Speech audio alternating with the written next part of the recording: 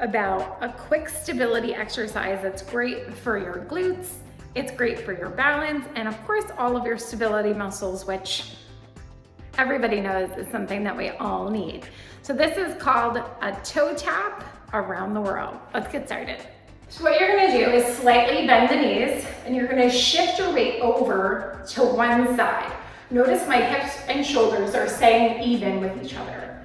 I take one foot and I'm gonna tap it forward, tap it side, tap it back, tap it side, and then try it again. Forward, side, back, and side.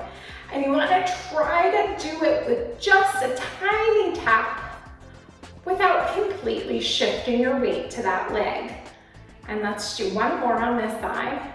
And then whatever you do on the one side, you wanna do the exact same thing on the other side. So let's try the other leg.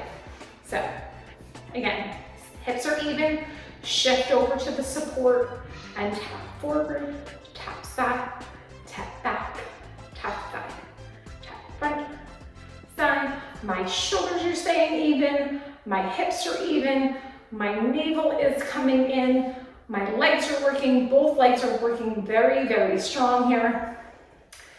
And you can take your arms forward to balance, hands on your hips. It doesn't matter where you put them.